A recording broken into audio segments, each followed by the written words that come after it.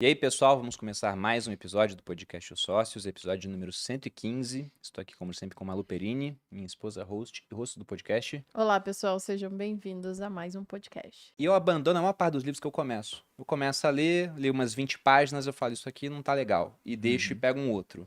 E esse livro, nas primeiras 20 páginas, já contou uma história pra mim que foi fenomenal, que é a história do Ronald James Reed. Vocês pegaram essa parte no começo, né? Sim. Que ele coloca aqui no verbete do Wikipedia, que era um filantropo, investidor, faxineiro e frentista dos Estados Unidos da América. E por que ele conta essa história? E essa parte, para mim, foi um insight sensacional sobre o mercado financeiro. Esse camarada, que vivia até os 92 anos, teve uma vida totalmente comum. Ele trabalhou como faxineiro, como frentista, consertou carros um tempo, comprou a sua casa, ficou viúvo aos 50, não casou de novo. E aí, quando ele faleceu, que ele ficou famoso. Porque quando ele faleceu, viram que ele tinha um patrimônio de mais de 8 milhões de dólares. Nossa. E pouquíssima gente, né? Naquela época tinha esse patrimônio. Foi em 2014. Ele colocou que menos de 4 mil americanos que faleceram naquele ano, entre quase 3 milhões, tinham um patrimônio de mais de 8 milhões. E o trava-língua aqui. O Ronald Reed, que era um faxineiro e frentista, era um desses caras. E tem muita gente com uma educação em Harvard, por exemplo, lá fora, que não consegue acumular um patrimônio nem próximo disso. E caras especializados muitas vezes em finanças. É o cara que faz economia, faz administração, vai trabalhar em grande empresa e mete os pés pelas mãos. Aí ele fala, em que outro mercado você consegue ver um faxineiro tendo uma performance melhor do que o especialista? Aí ele faz uma analogia sensacional.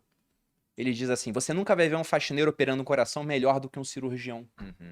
Obviamente, né? Uhum. Não dá pra isso acontecer. Ok. Você nunca vai ver um faxineiro projetando uma casa melhor do que um arquiteto. Ou fazendo uma bomba nuclear melhor do que um físico, do que um engenheiro. Agora, você pode ver esse cara tendo um resultado no mercado financeiro melhor do que o de especialistas. Inclusive, gente com prêmio Nobel. Ele conta uma hora no livro a história do pessoal da LTCM, muito rapidamente, né? Que era um fundo recheado de pessoal de Nobel, os caras que criaram a fórmula Black-Scholes lá, de precificação de opções, e eles quebraram na crise da Rússia em 98. E esse cara não quebrou, ele se aposentou muito rico. Então, de cara, ele já mostra: investimento não é só para quem é do mercado, é para todo mundo. Basta que você invista por tempo suficiente que o resultado vai vir.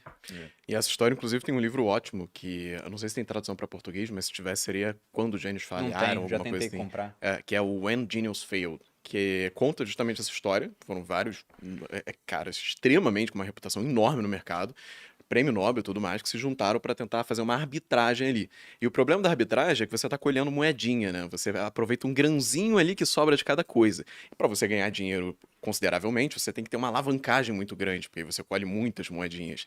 E isso eventualmente levou a quebrar, pelo ponto que você falou, que eles baseavam muito no passado e aconteceu uma coisa inédita, né? E aí a equação saiu do controle. Um dos insights que ele traz também é que muitos dos maiores resultados ou coisas que foram relevantes para a história foram por conta de eventos de cauda. O que ele define Ele como fala isso evento de várias cauda? vezes. É que nós tendemos a atribuir muita importância a coisas que num primeiro momento parecem ser muito importantes, até acontecer alguma coisinha que ninguém estava esperando que muda o jogo. Então ele dá um exemplo mais ao longo do livro que uma frota de um exército tinha pegado tanques de guerra e eles estavam esperando que 100 tanques estariam disponíveis para que eles pudessem prosseguir e continuar guerrilhando. Era a Alemanha invadindo a União Soviética na Segunda Guerra. E aí o que aconteceu? A Alemanha, ao tentar invadir a União Soviética na Segunda Guerra, de repente viu que talvez 20 tanques, se muito, estavam funcionando, porque na verdade eles perceberam que ratos estavam roendo a fiação dentro dos tanques que seriam responsáveis por fazer eles se moverem. Ou seja, como é que um projetista, por mais qualificado que fosse, seria capaz de pensar numa circunstância em que ele não estaria brigando contra a União Soviética, mas contra ratos?